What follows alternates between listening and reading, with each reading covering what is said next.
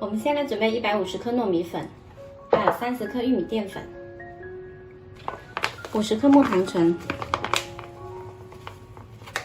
，30克玉米油，再来160毫升清水，搅拌均匀。调好后的状态是这样子的，滴下来的粉糊呢，它会马上消失，看起来状态也比较稠，这样子就可以了。调好的糊呢，我们分成2个碗来装。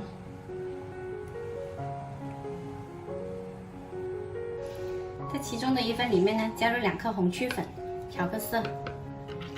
红曲粉是一种天然的色素，可以放心的食用。然后上锅蒸熟，大概20到30分钟。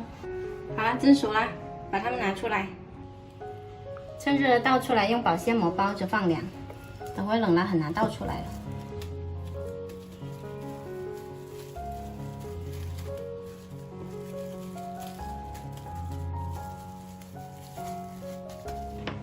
300毫升淡奶油，加入20克木糖醇，把它们打发。打到提起打蛋器有一个小尖钩，就把它装到裱花袋里面去。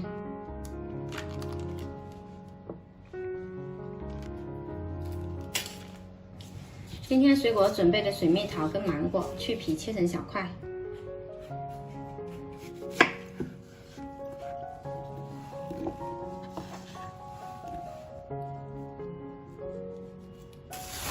放凉的2块糯米团，我们把它随意揉在一起。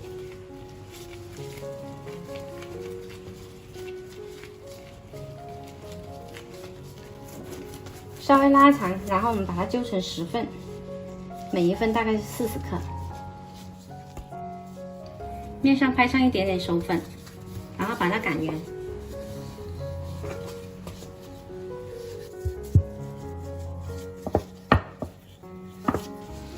拿个小碗放进来，先挤一点点奶油，然后是水果，再来一点奶油，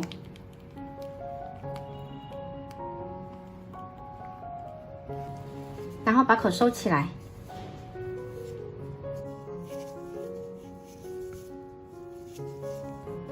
多出来这一点糯米皮呢，把它摘掉。收口的地方拍上手粉，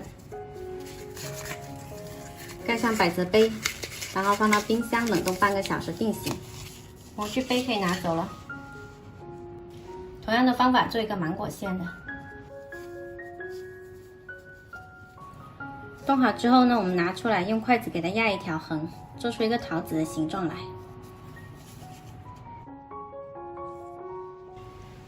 再找一些叶子点缀一下，这样子更好看。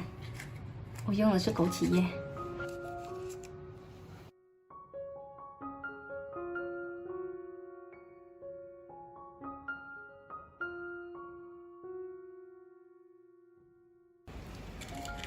QQ 糯糯的水蜜桃雪媚娘，今天呢，我用了木糖醇来代替白糖，吃得更健康，老人小孩也可以放心食用的哦。